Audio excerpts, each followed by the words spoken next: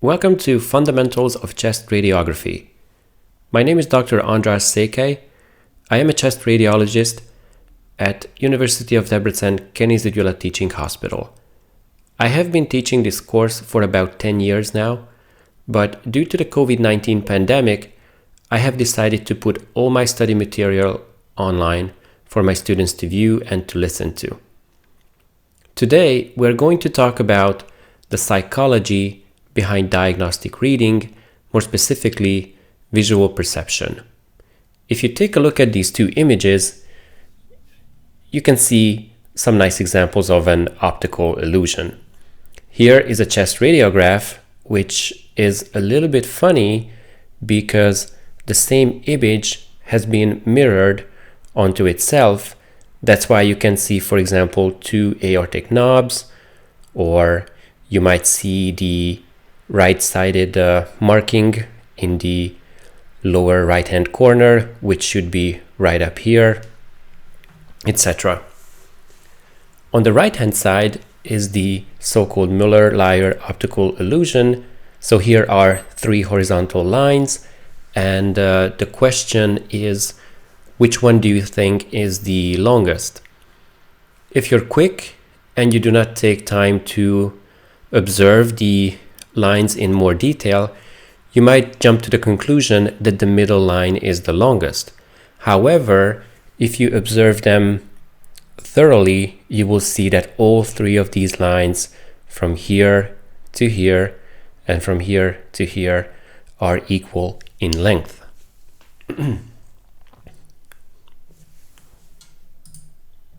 So let's jump into the lecture now.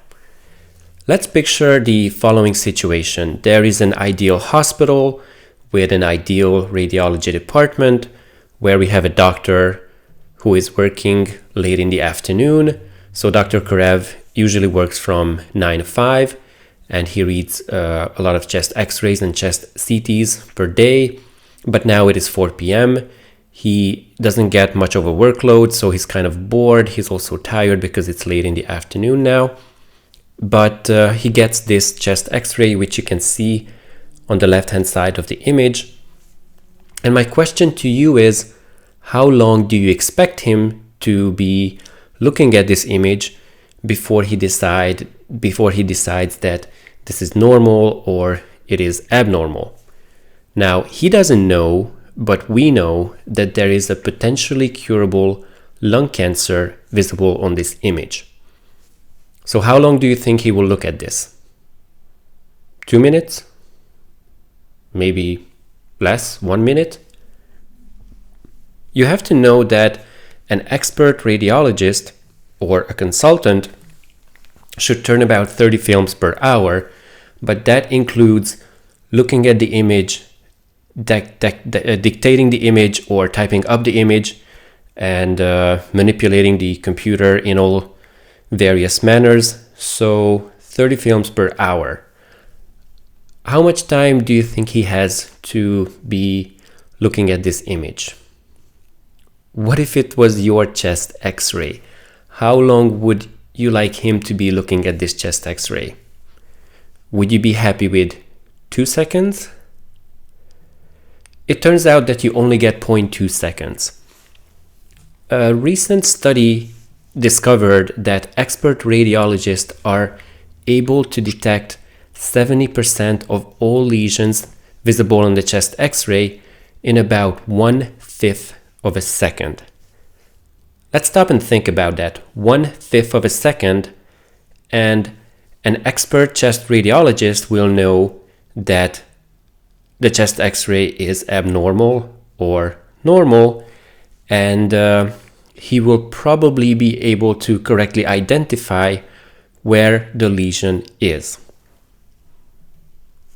There's another nice example of diagnostic reading and visual perception. In this study, they were manipulating chest CTs. The researchers embedded these images of a black gorilla in the chest CT of patients, but the chest radiologists were asked to look for pulmonary nodules, which you can see in the right lower lobe of this patient. And it's no surprise that most of the chest experts missed the gorillas. They were actually using some control subjects, so non-expert radiologists and non-radiologists as well.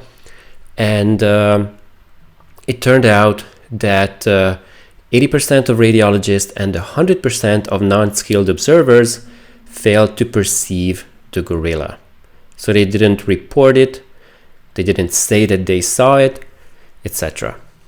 Half of the radiologists who failed to report it actually looked at it for less than a second, which is quite interesting, I believe, because it tells you that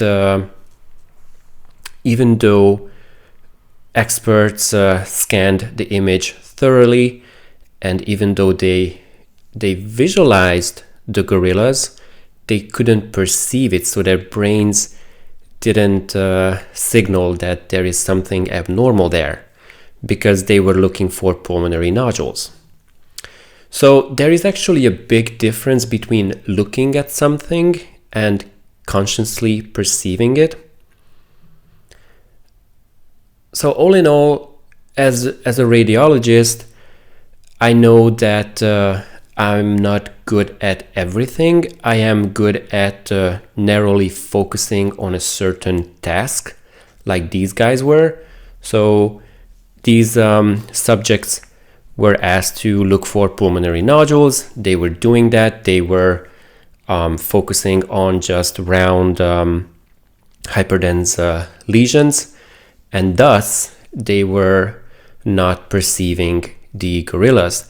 And I think that that's very important, because when we read a study, we need to be sort of pre-trained for the image. We need to know what we are looking for. And for example, the clinical information is a very good tool for that. If we know something about the patient and if we know what the clinician is looking for, then we are more likely to find that. And another thing that we need to mention is that by focusing attention, so by focusing our attention on pulmonary nodules, we filter out noise. We will filter out the gorillas, and thus we will not see that. So with that in mind, let's perform a little experiment. I am going to show you one common image. I'm going to count back from 3, and then I will ask you a question about it. So 3, 2, 1, go. So my question to you is, was this an animal, a mineral, or a vegetable? And I guess that 95% of you would say correctly that it was an animal, and they would say specifically that this was a dog, a cute dog, to be more specific. But if I were to ask you what color the eyes of the dog were, now that's a more tricky, a more difficult question, because in less than a second, we are only able to make out the gestalt or the big picture of the image. So maybe like the contours of the dog, or to be able to recognize the main feature of the image. But little details are not perceivable in less than a second unless we are focusing on it. So I'm going to show you the image one more time. I'm also going to count back as 3, 2, 1, show you the image. And this time, please focus on the eyes and try to guess what the colors of the eyes of the dog are.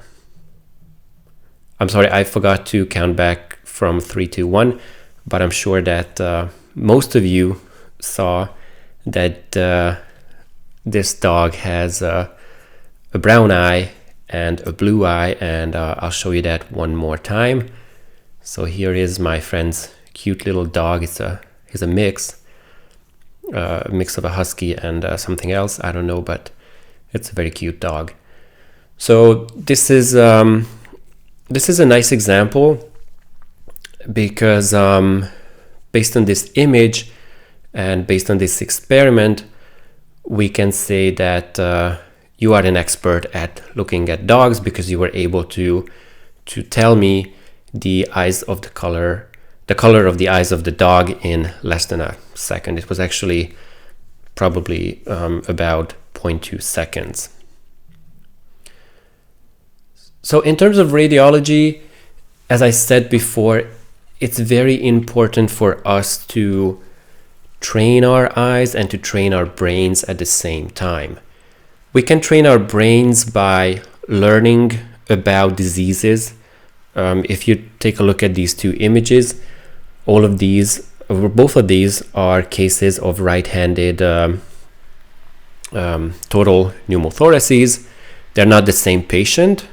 These images are a little bit different. If you observe the heart or the aortic knob or the bony structures, etc., you will see that these patients are not the same. So we need to train our brains by learning about pneumothoraces, what causes them, about the treatment, the appearance on different modalities, etc. But we also need to train our eyes, because otherwise, if we don't know what we are looking for, we will not find it. And even if we find it subconsciously, we will not be able to perceive it consciously. And that's very, very important. So throughout this course, I'm going to show you potentially hundreds of cases, chest x-rays of very similar pathologies. And so by the end of this course, I expect you to be able to recognize at least a couple of them. Another thing about becoming an expert radiologist is that the more you see, the more efficient you are going to become. Based on these eye tracking experiments, we can see that a novice radiologist or a non-skilled observer will spend quite a lot of time looking at different objects, and his or her eyes will be looking at all over the place because he or she doesn't really know what he's looking for, or maybe she or she doesn't know what he's looking at. But an expert radiologist will not only grasp the abnormality in less than a second after being shown the image, he or she will follow a very specific and predefined pattern of interpretation, and that'll make an expert radiologist very efficient. And that's how we can expect an expert chest radiologist to turn about 30 chest x-rays per hour. But even as experts, we cannot sit back comfortably in our chairs because, like all humans, we tend to err, we tend to miss lesions, especially on the chest x-ray. So here's another study in which expert chest radiologists were shown chest radiographs on which there were lesions, again, pulmonary nodules, which were in this case cancers.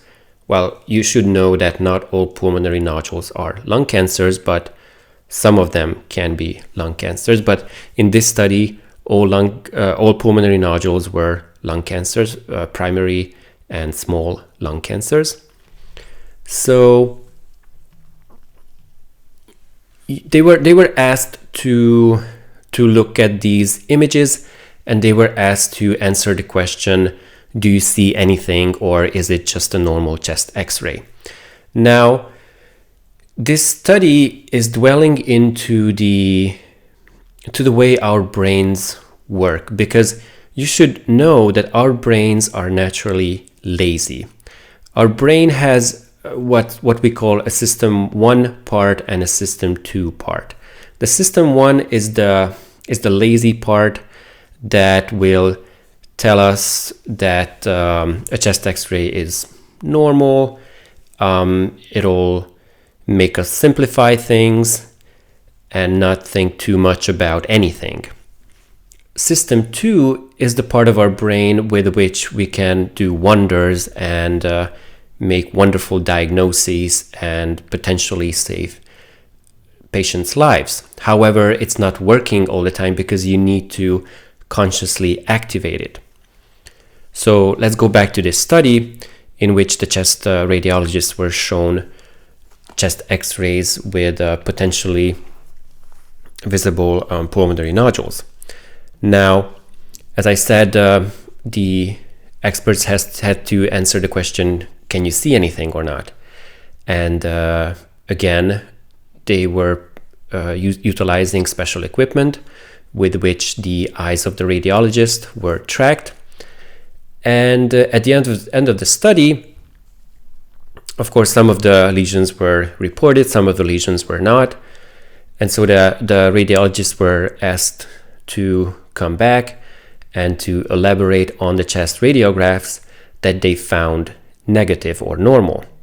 And when asked why they called it normal, the majority of them said that they didn't know. And you can see on this graph how strange our brains work sometimes, because you can see here that about 70% of missed pulmonary nodules or malignant nodules were looked at for at least 1 second.